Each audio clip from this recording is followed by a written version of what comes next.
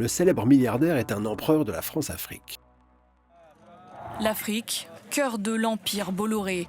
Une présence dans plus de 40 pays, notamment au travers d'activités logistiques. En 2021, son groupe est à la tête du plus grand réseau logistique du continent noir. 42 ports, 2700 km de voies ferrées, 20 000 salariés. Problème ? En Afrique, Vincent Bolloré est empêtré dans plusieurs affaires de corruption. En 2010, il aurait illégalement financé des campagnes présidentielles au Togo et en Guinée-Conakry en échange de concessions portuaires.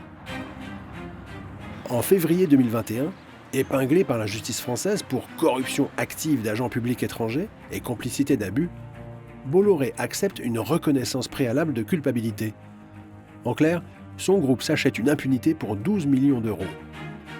Lui, en revanche, devra finalement être jugé.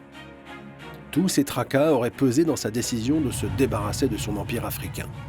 Explication. Quand en 2021, on apprend que Vincent Bolloré est en train de négocier pour la vente de ses activités africaines logistiques et portuaires auprès de deux armateurs, CMA-CGM, dès l'été 2021, puis à l'automne 2021, on apprend qu'en fait c'est MSC qui est sur les rangs également. MSC, la compagnie maritime des cousins d'Alexis Kohler, le bras droit d'Emmanuel Macron. Moi, ce que je sais, c'est qu'à l'époque, en octobre 2021, l'Élysée, en gros, regarde le dossier de très près. C'est Alexis Kohler qui s'en occupe. Puis, fin 2021, en décembre 2021, il est officialisé le fait que MSC et Bolloré entrent en négociation exclusive pour le rachat des activités africaines et logistiques de Bolloré.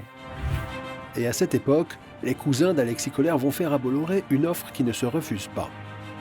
Alors qu'avant le Covid, son empire africain était évalué à environ 2 milliards d'euros, les cousins d'Alexis Kohler vont lui en proposer 5,7 milliards, presque 3 fois plus. On peut effectivement se poser des questions sur où se situe l'Élysée dans le deal financier qui va avoir lieu quelques mois après, c'est-à-dire en pleine campagne présidentielle.